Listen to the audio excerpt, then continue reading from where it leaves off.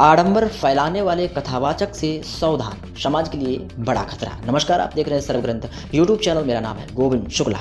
धार्मिक और आध्यात्मिक परंपराओं में भारत की पहचान हमेशा से रही है। आपको मैं बताते चलूं, संतों और ऋषियों की वाणी ने समाज को दिशा दी है, परंतु आजकल समाज में एक नई प्रवृत्ति देखने को मिल रही है। कुछ लोग कथावाचक और भजन के नाम पर केवल दिखावा कर रहे हैं। इनका मकसद भक्ति का प्रचार प्रसार नहीं, बल्कि केवल प्रसिद्धि और लाभ उठाना होता है।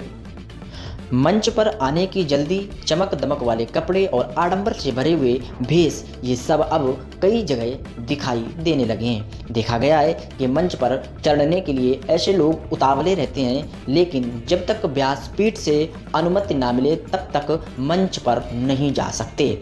ऐसे में श्रोता समझ ही नहीं पाते कि यह व्यक्ति सच्चा कथावाचक है या केवल अभिनय कर रहा है।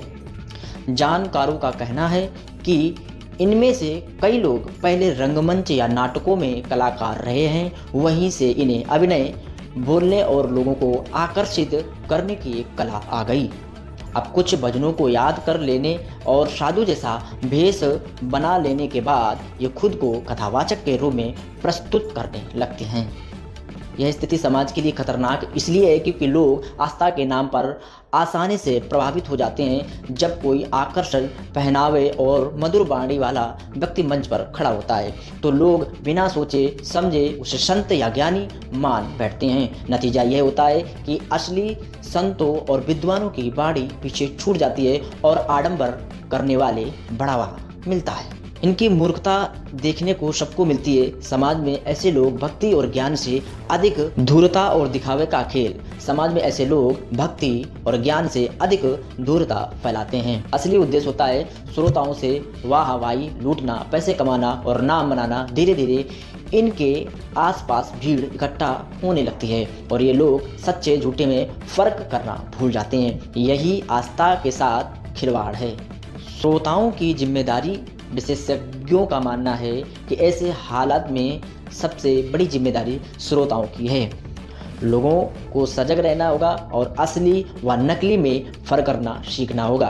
केवल आकर्षक मेकअप, ऊंची आवाज़ और कुछ गिने चुने भजनों के आधार पर किसी को कथावाचक मान लेना सही नहीं है।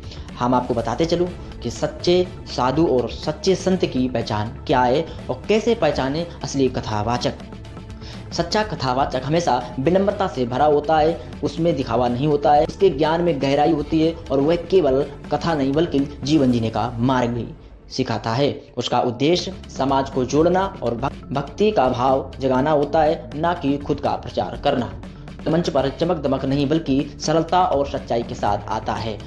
समाज के लिए संदेश, समाज को चाहिए कि ऐसे नकली कथावाचकों को बढ़ावा ना दें और धार्मिक आस्था और भक्ति के नाम पर धोखे से बचें। जो लोग केवल अभिनय और आडंबर से कथावाचक बनने की कोशिश कर रहे हैं, उनसे दूर बनाना ही हमारे लिए महत्वपूर्ण है। भक्ति और आस्था पवित्र चीज़ें हैं, इन्हें बाजार और दिखावे की वस्तु ना बनने दें।